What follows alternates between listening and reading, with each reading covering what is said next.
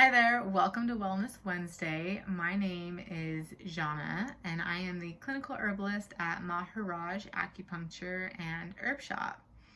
Today for Wellness Wednesday, I wanted to talk about a few of the questions that I got through over email as they relate to herbs, and hopefully you can get some benefits from these questions and answers, and it might even inspire you to send in some of the questions that you have.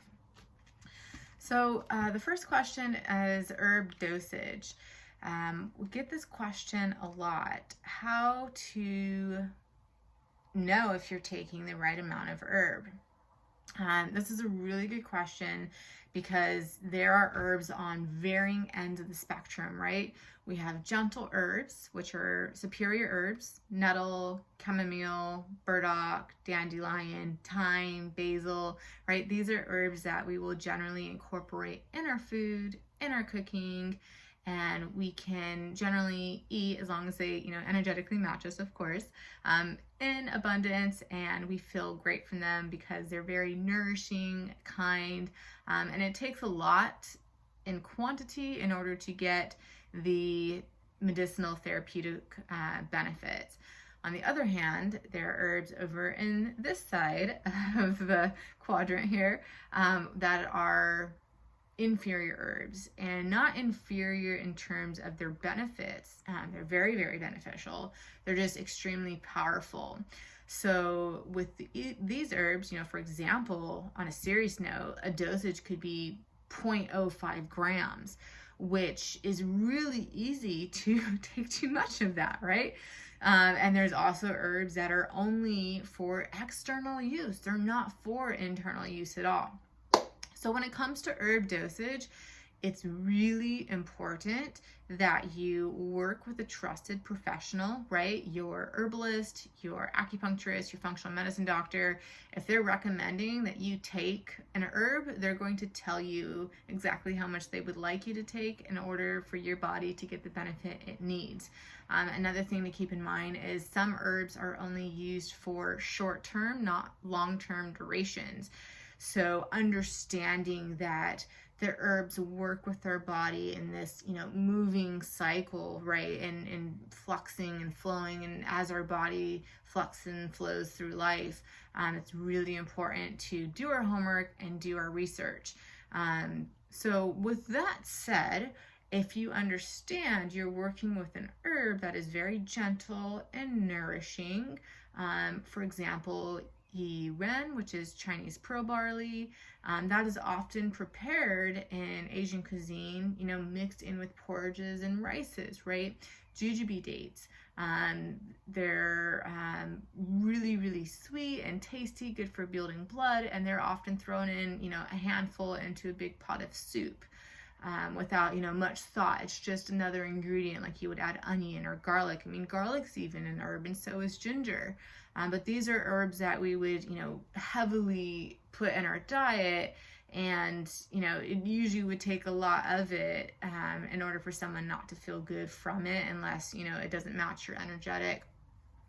So the bottom line is, when it comes to herb dosage, understand the herb you're working with, understand why you want to work with that herb. If somebody else recommended that herb to you and they're a trusted professional, they're going to tell you exactly how much you need. If you're just doing research online and you come across, for example, let's say holy basil, and you read that it's really good for stress, and you've been really anxious lately and having trouble relaxing, and you want to take holy basil, well, that's going to be a more gentle herb, and assuming it matches your energetics well, then that would be an herb that I would say, take a teaspoon to a tablespoon in 2 cups of hot water. Enjoy it like a tea once or 2 times a day. If you're, let's say same situation, stress, anxiety, and you're taking a chamomile tea bag, once every blue moon, well, that's not really going to do what we need it to do in order for you to get those therapeutic benefits. So really, really understanding the herbs that you're taking, understanding, are they more nourishing? What are their actions? What are their energetics? Doing that homework, and then understanding the exact dosage. And if you ever need to know, just come onto the apothecary and we can go over an herb together. We can look up the exact dosage. But yeah, working with a trusted practitioner is number one for herb dosage. Most important though, in order to get benefits, is to take it consistently. So if you're taking the right herb dosage and your practitioner wants you to take it, every day, twice a day, and you're only taking it every other week, but we're not going to see the benefits that we're hoping to. So making it a part of your routine, which brings me to my next question, which is, how should I take these herbs? So you're given a bag of herbs, or you just pick up, you're excited, you go home, you're like, hey, hun, I've got this bag of, let's say, hawthorn leaf, and you're really excited because you heard it's good for the heart and you want to try it, and it's also a little bit astringent, so it should help with some other things that you're looking into, but you're like, now what do I do with it? I'm home with this bag of herb. What do I do? Well, tea is my favorite because it's a very soothing and relaxing activity that's also good for the mind.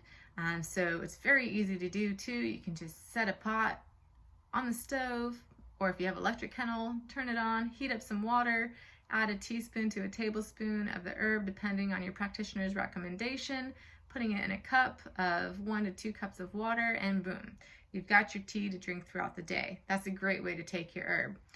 Another consideration when it comes to herbs though is, again, why are you taking this herb? If you have an herb that you're taking because you are struggling with constipation, right?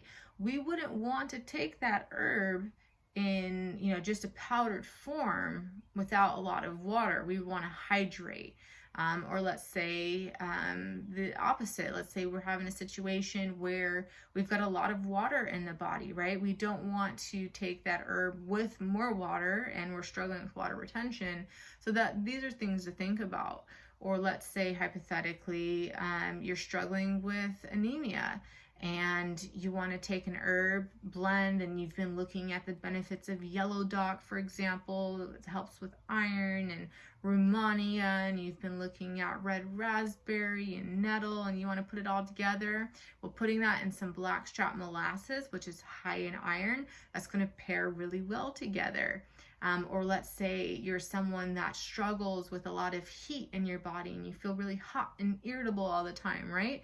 Well, if we take herbs that have been extracted in alcohol, that's not really going to be our best friend, because alcohol is very heating and very hot.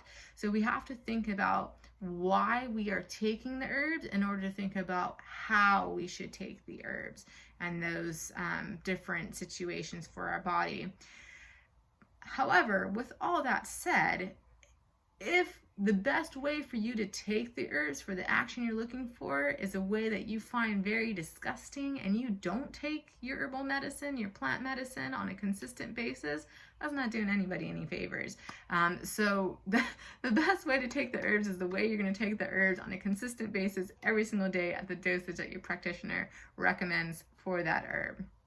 And there's a lot of fun ways that we can do that. I mean, even making gummies into it. My personal favorite way is infusing it into my food, because I love to eat. Who doesn't like to eat some good food? And infusing that herbal medicine in there just makes it so much easier, because then you're getting it 3 times a day. But if you have more questions like these, I would love to see them. Please send them in to my email. I'll put it here for you guys to see. We'll also link it in the description below. And until next Wellness Wednesday, I hope you have a great day and take care. Bye.